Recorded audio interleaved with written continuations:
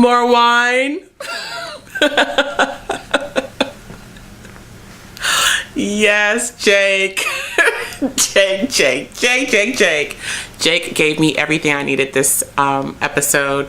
Okay, look, Olivia, let me tell you what I think is, let me tell you what real talk is. I think Olivia's daddy is still a daddy and don't want his daughter to be a jump off. Therefore, he released Jake out that hole to be a diversion and to get her mind off of the president. Okay, that's what I think. It took me these last 2 episodes to kind of figure out what Jake's purpose was, but that's what I think it is. Because he kept saying, I'm not going nowhere. I'm not going nowhere. Come on, lay your head right here. That's Olivia. No, really, lay your head right here, because I'm not going anywhere. So basically, did anybody else see that crazy look that Jake gave her? Like side-eyed, I'm not going anywhere. Olivia, he ain't going nowhere. And then she gonna look up and kiss him. Then the president calls. He's like, don't answer it. She's like, but it might be important. Girl, stop, okay? Enjoy your kiss with Jake, even though he might be there on the commander's time, but it doesn't really too much matter because you like him. He deep down inside really likes you. Y'all need to go ahead and hook up because everybody's tired of seeing you at Fitz. Then Fitz, let's go to Fitz and Melly. Melly might have got a little bit of Melly had a hope. She had a very small slither. She had a small window of hope when Fitz told Cyrus to get out, leave her alone. Everybody makes mistakes. He held her hand while he was reading the paper, and she looked at him endearingly, and she was like, oh, I'm gonna get my husband back because he touched my hand. Melly, girl, it was just a force of habit, I believe, because Fitz was just like, he's tired. Sometimes Cyrus, he barks so much that you're like, go outside. And that's basically what Fitz was telling Cyrus, to go outside, because ain't nobody trying to hear you right now. It's too early. Okay, Cyrus? Like, do you ever sleep? And then here goes Cyrus. Ethan, come here. You're gonna go to Minnesota or Missouri or wherever you're gonna go, Montana, and you're gonna figure out everything about this I guess this congresswoman or what have you, and you're not gonna come back until you bring me some dirt. And it happened. We worked this out in the old days, so it's gonna work. So here come Ethan with some cowboy boots. I'm jumping all over the place because y'all already know how my reviews go. For those of you who don't know who I am, I'm Angie Ray. Follow me on Twitter at ANJIRAY.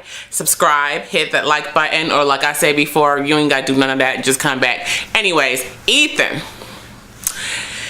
goes to Montana, Missouri, wherever, Wisconsin, some state don't nobody never go to, okay? That's where Ethan went, and he came back with some cowboy boots. Cyrus was like, cowboy boots? Ethan was like, yeah. He was like, you need to wear regular boots. He's like, you know, we don't want to give anybody the impression that we're Democratic or Republican, so you need to wear regular shoes. He's like, well, I failed you, sir. And everybody could feel the tension. Ethan's like a little puppy. He's like, let me go ahead and tell Cyrus I failed him now so he can yell at me, because that's what he's gonna do. Probably catch a heart attack, probably hit me, because I don't know how close Cyrus has come to hitting Ethan. I feel like Cyrus is always like 3 seconds away from hitting Ethan. And let me just get this out the way. So Ethan was like, I failed you, sir. The only thing that came back, I couldn't find any information on old girl. We'll name her that because I don't even remember what her name was. But the only thing I found out was, and here goes Cyrus, he's writing on some tablet on his desk, so his head is down. He was like, the only thing I found was that way back in the day, she went into a maternity ward pregnant and came out with no kid. Cyrus might have looked up. He said, Ethan, you did not fail me. And I was like, Cyrus, you snake. You gonna ruin that woman's career based on this little bit of information that this little peon doesn't even know that he has. He's like, I didn't fail you, but Come to find out, she had a baby, but she never, she didn't come out with the baby. You're like, then at this point, you question how smart Ethan is to work in the White House. I mean, can I get a job in the White House? Because, the television White House? Because clearly, you don't have to be that dang on smart. Like, literally. Ethan, you have a piece of... Anyways, we're not going to harp on Ethan. So, then Shelly. This is the senator. Okay, so... Olivia and them took a case because their lights about to get cut off. I didn't know it was that bad for Olivia Pope and Associates. I mean, I knew they was struggling, but your lights about to get cut off? Truth be told, honey. Woo. Okay. We're not going to go down that road. But she took a case for the senator who was sexting a bunch of different women. And his wife stood by his side. And... his wife was a what's called a lawyer. So she's been she was a good actress, because I didn't see the twist coming with her. I really didn't. I mean, we knew there was a killer out, and I probably should have put that together a little bit sooner, but her husband, like, she could not stand the fact that her husband cheated on her. Okay, whatever. But she was a lawyer, so she had a reputation to protect. And I really liked her character. I thought it was layered. I loved her outfit when she was talking to Olivia. I loved Olivia's checkered, like that black and white shirt or blouse that she had on. That was fabulous. I'm going to find out who that was. If you guys know who it is, who she was wearing, go ahead and put it down in the comment section. I would love to know. But yes. So she's talking to Olivia, and they're having a woman-to-woman conversation. And I don't know, was Olivia feeling a certain kind of way when she was saying how much she hated her husband? Did she feel like she was guilty because of the pain and turmoil that she's caused Melly? Okay, so let's talk about Melly.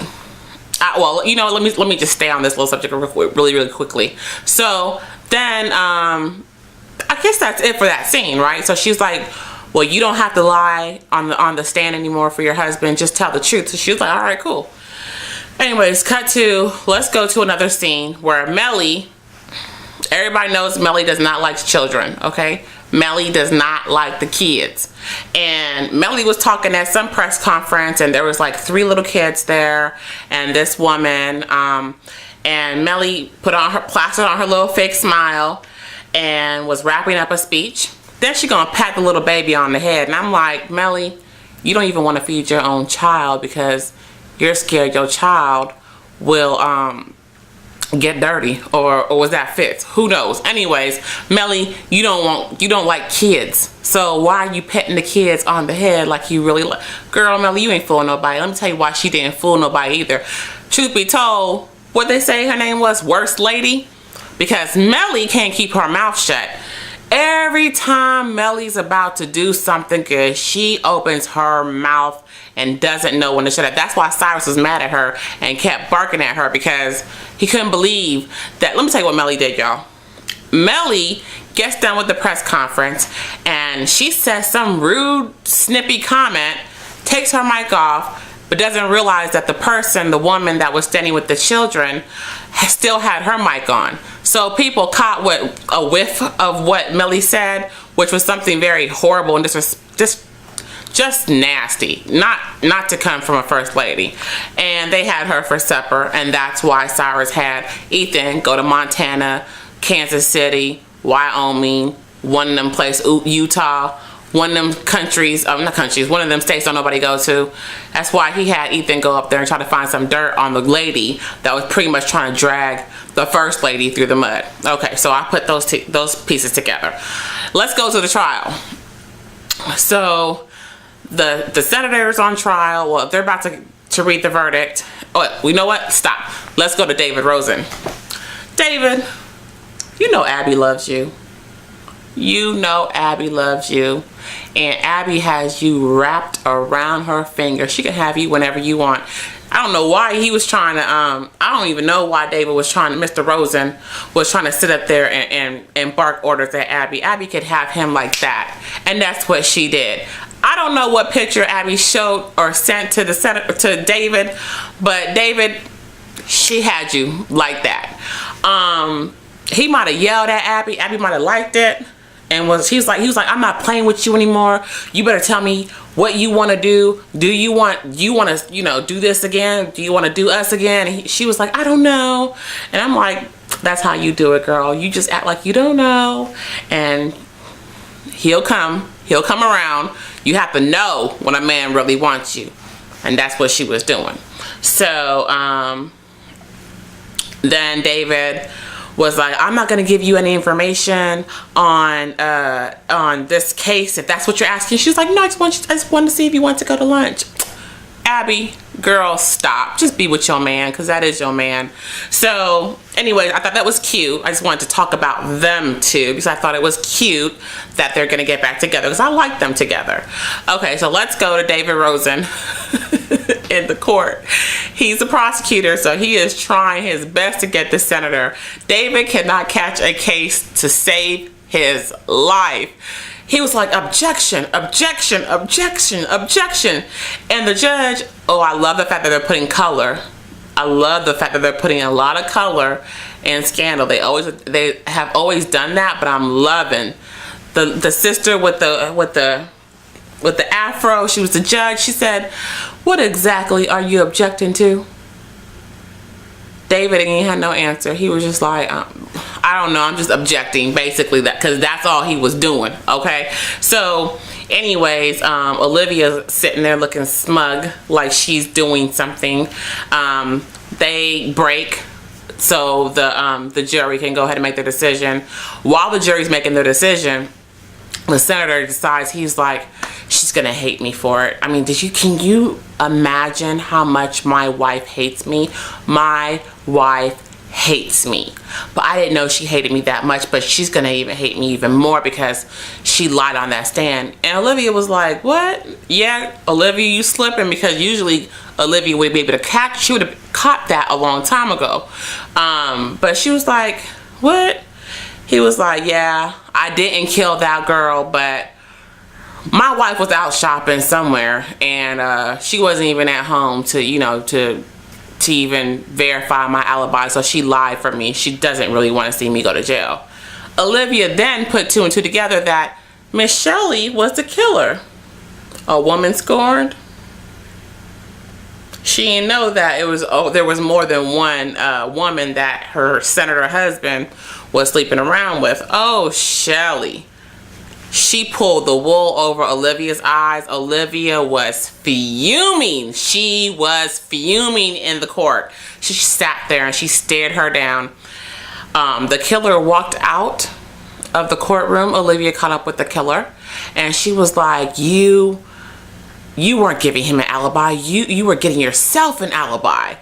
She was like, well, like you said, Olivia, everybody needs second chances. And Shelley did an about face and dipped. I was like, you need to watch out for her, because she is, she might come back in the future as Olivia's competition. She's a good lawyer, because she and Olivia's a lawyer. So Olivia should have seen that. Olivia, you slipping. I know the light's about to get cut off. I know you going through it with Jake, and your boyfriend, and just, did anybody catch the tea when Jake was like, you're just going through a lot with you and your ex-boyfriend, the president? She might have looked at him and was like, that's not my ex-boyfriend. I'm still doing him.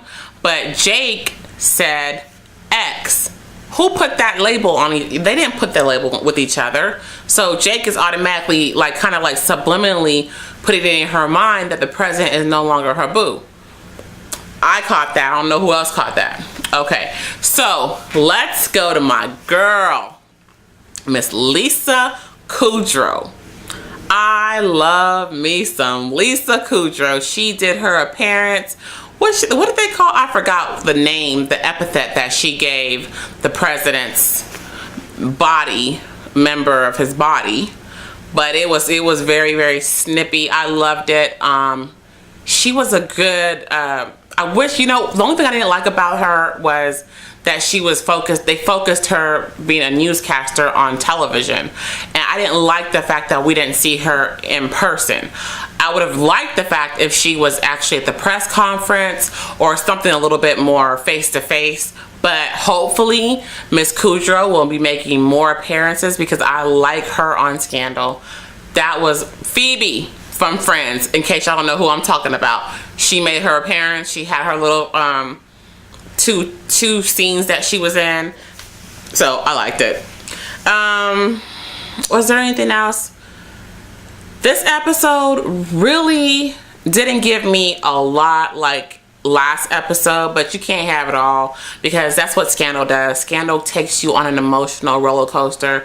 I would say the best part of this episode was when Jake asked Olivia, "More wine?"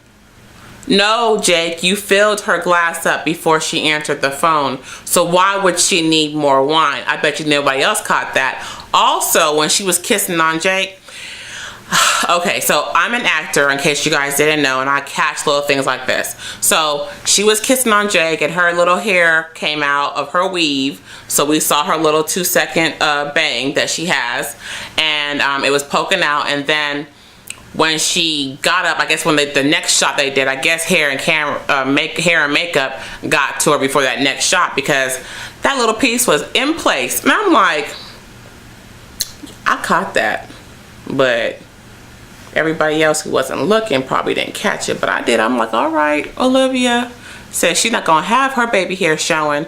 I don't know if it was baby hair, but she ain't gonna have her new growth showing on, you know, on ABC like that. So yeah, but yes, no, Jake, don't nobody want no more wine, okay? You just trying to have your voice in the background so the president can get mad as hell and storm in to Mr. Eli's office. Who knew that twist was coming? I did. I figured they knew each other. So that's why I said at the beginning that I feel like that's Jake's purpose for being with Olivia, because Eli told Jake, you're gonna fall in love with my daughter because I can't believe she beating the jump off, and ain't nobody got time for that. I done raised her better than that. I am commander of B616, B613, B618. I run this, so we not about to have my baby girl looking crazy. And what y'all think? So y'all, yes, I love the fits in this episode. Melly need to keep her mouth shut. I think I pretty much covered everything. Again, you guys, like I like to say, you can thumbs up this video if you want. You can also subscribe if you want, if it's not too much trouble. You can even follow me on Twitter at ANJIRAY, or you ain't got to do near one of them things and come back and tune in next week, because I will be having a review next week. Let me know what you guys thought. Tweet me. I love tweet. Let's do a hashtag. I don't know. I guess hashtag Angie Reads Scandal. Would that be cool? Hashtag ANJIREADS Scandal. Y'all didn't catch that one. Anyways, I'll talk to y'all later. Bye, boos.